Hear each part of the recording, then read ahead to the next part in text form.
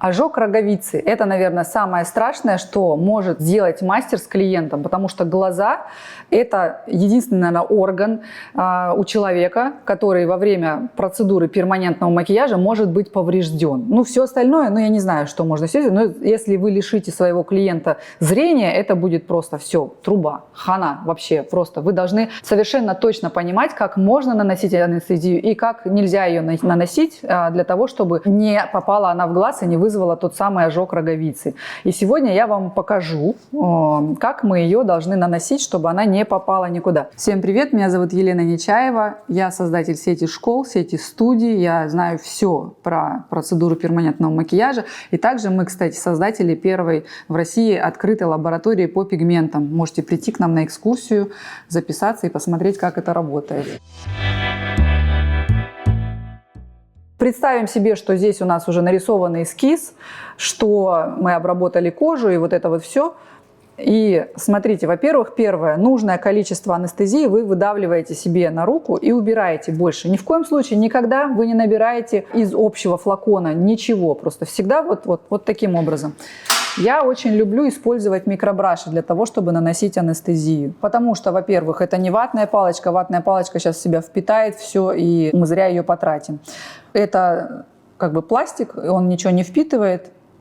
Смотрите, зона, где мы не имеем права класть анестезию, я видела много раз, как прям вот сюда в ресницы ее закладывают. Нет, потому что так или иначе там уже слизистая близко, и со слезой в глаз попадет анестезия. И чем это чревато? Я сейчас покажу, как надо. То есть вот смотрите, вот это вот старый татуаж, представим себе, что это наш эскиз. То есть я, не дотрагиваясь до него, наношу анестезию вдоль по контуру.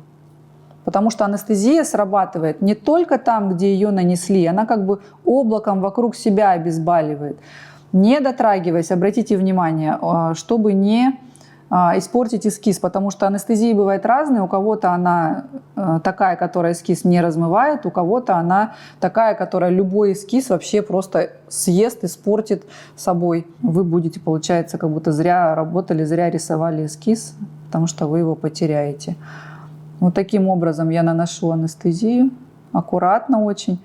Что я в этот момент делаю? Я клиента предупреждаю. Глаза не открывать категорически. Я каждое свое действие озвучиваю. Если я сейчас притронусь, если я заклею пленкой, например, если я там, не знаю, что-то уроню, потому что когда глаза открыты, клиент все видит и контролирует. Когда глаза закрыты, ему страшно и рефлекторно все пытаются подсмотреть, что там происходит, вздрагивать и так далее. Сразу предупреждайте клиента, что ему запрещено жмуриться, ему запрещено приоткрывать глаза. Пока он лежит под анестезией, а вы готовитесь к процедуре, вы можете приглушить свет, потому что у некоторых людей на свет бывает такая, как почти аллергическая реакция, текут слезы, они ничего не могут с собой сделать, и слеза, размыв анестезию, может попасть в глаз. Еще раз, чем это чревато? В анестезии находятся вещества, которые разрыхляют кожу и делают ее проницаемой для действующего вещества, лидокаина и так далее. Разные есть составы в анестезиях, но если помазать тот же самый лидокаин просто на кожу, это вообще никак не обезболит. Кожа должна быть условно либо повреждена иглой, либо это слизистая, которая она условно открыта всегда, она тоже обезболится, либо в составе анестезии должно быть вещество, которое кожу делает проницаемой для действующего вещества. Поэтому это вещество как раз-таки и опасно. Поэтому если оно попадет в глаз, оно как раз-таки разрушит роговицу. Ожог роговицы вызывает не анестезия сама по себе, а вот эти компоненты, которые делают кожу такой рыхлой. И какое такое хитрое получается действие, пока на второй глаз тоже нанесу.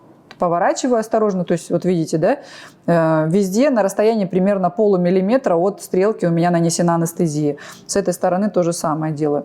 Итак, хитрый момент в анестезии. Она попадает в глаз, незначительно печет в течение буквально там нескольких секунд, и потом глаз обезболивается изнутри. И клиент больше не переживает и ничего не чувствует.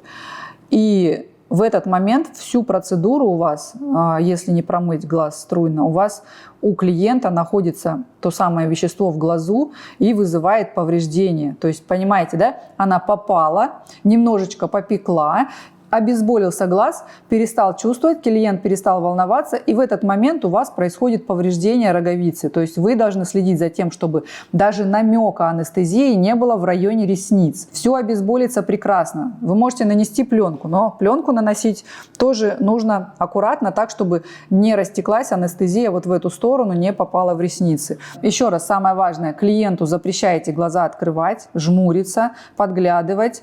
И предупреждайте, что если даже хоть вообще немножечко внутри глаза запечет, чтобы он вам сразу говорил, чтобы вы сразу стерли анестезию и промыли струйно глаз.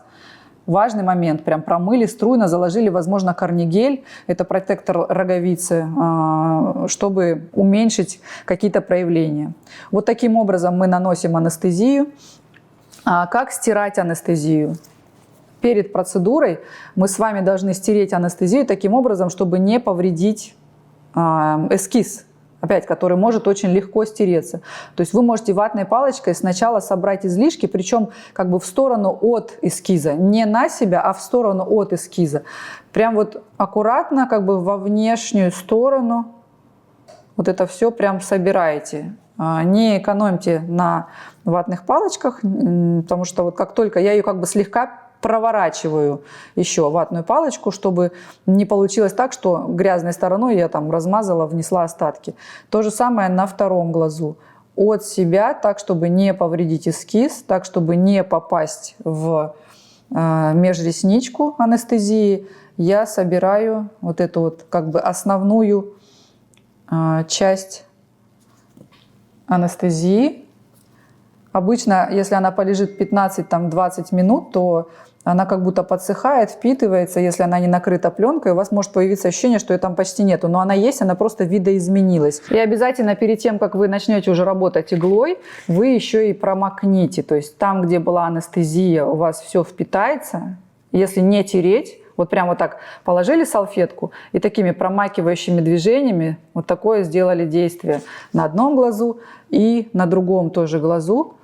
И таким образом вы не сотрете эскиз. Никаких трущих движений, если не было, вы его сохраните. Все, теперь у нас глаз полностью освобожден от анестезии, и вы можете уже начинать прокрашивать свою стрелочку аккуратно, поэтапно, натягивая кожу, как я говорила в каком-то из моих тоже предыдущих видео. Ссылка будет где-то вот тут вот в углу экрана. Не допускайте того, чтобы анестезия попала в глаз. Наверное, глаза – это вообще единственная зона, на которой мы работаем с первичной анестезией. Мне кажется, что уже почти все отказались от первички на бровях, на губах, потому что она действительно немножко видоизменяет кожу, и на ней немножко сложнее становится работать. Поэтому я, например, много лет уже, и все там студенты мои, все работники в студиях не использовали анестезию первичную ни на брови, ни на губы. На веках я рекомендую держать не больше 5-7 минут, потому что это мой личный опыт. Я наносила анестезию на оба глаза, а работать начинала на одном глазу. На втором глазу кожа становилась какая-то дубовая, как стеклянная, на ней невозможно было работать. Поэтому анестезию снимайте с обоих глаз перед началом работы. Плюс это еще нужно делать потому, что если вы начинаете работать на одном глазу, второму как бы тоже дискомфортно, ну потому что свет, потому что что-то там, и начинает течь слеза, и со слезой может анестезия так или иначе попасть в глаз. Поэтому снимайте анестезию перед началом работы с обоих глаз. Это важный момент. Не наносите ее таким образом, чтобы она могла попасть в глаз. Предупреждайте клиента о каждом своем прикосновении, о том, что делать нельзя, о том, что он должен сказать обязательно, если у него какой-то дискомфорт в глазу. Струйно промывайте в случае, если попадет в глаз анестезия. Стирайте, плевать на эскиз, лишь бы не повредить глаз, потому что это действительно очень опасно. Вроде все сказал. Если остались вопросы, пишите. Обязательно сниму еще вам новые видео. Все, всем спасибо, всем пока.